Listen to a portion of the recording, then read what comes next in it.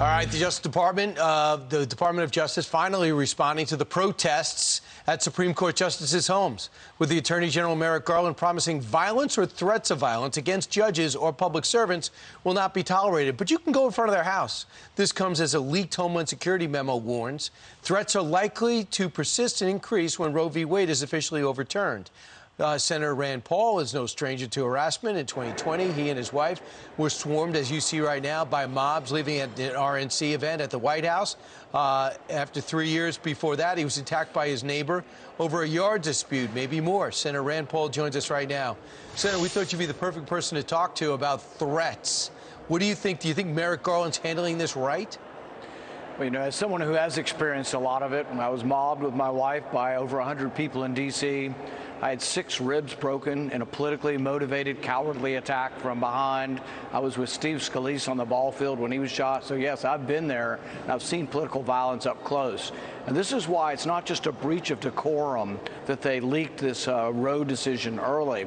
This is really about somebody instigating and trying to foment violence. And I'm very concerned about our Supreme Court justices. And I think it's important for people to know, look, I'm as stalwart a defender of the First Amendment as anyone, but disorderly conduct is not protected by the First Amendment. You have no right to chant and keep people awake all night in a neighborhood. I think you're invading their privacy, you're invading their private property. Even if you stand on the sidewalk, you do not have a right to keep people awake all night, and you should be arrested for disorderly conduct. And it was a huge error, whoever did this, and whatever clerk did this or whatever person at the Supreme Court did this, not only should they be fired, I think they should be prosecuted and they should be barred from practicing law. This is a serious offense. Hey, Senator, what do you think that if Merrick Garland was on the Supreme Court and he had a controversial decision, do you think he'd be comfortable with people screaming out inside his house? Yeah, no, and I think the thing is people have to realize Supreme Court justices are human beings like the rest of us. They have houses, they have families, some of them have small children. Even before this, I've talked indirectly to some of them who have said there is concern for their family safety. Their kids can't go out into the yard alone without people watching very carefully that someone doesn't come into the yard. So, no, this is a bad situation, and people need to calm down. Look, I don't hate Democrats. I talk to Democrats every day up here. I'm friends with Democrats on the other side.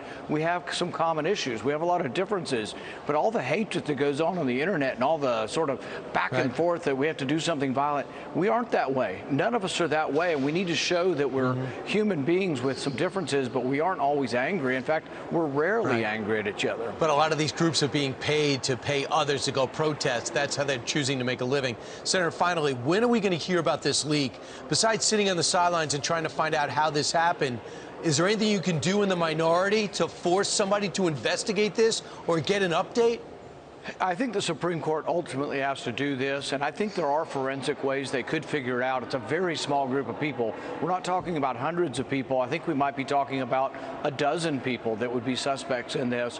And frankly, there are times when I think employment could ask for a lie detector test. This is a very important thing. If the Supreme Court holds it, I'd bring in the 12 people and I'd ask them all under oath and with a lie detector test, did you leak this document? Because this shouldn't happen. And liberal or conservative, we don't want violence, but we also don't want somebody working at the Supreme Court who's a liar and who's dishonest. This isn't an episode of Cold Case. This is something I don't think there's any sincerity, it seems, to getting to the bottom of this. This is an unwillingness, which lets you know exactly what side it came from. So I know you have a way of getting noticed when you want to make something happen. So if you could try to get to the bottom of this, we'd appreciate it. We'll try. All right. Senator Rand Paul, thanks so much.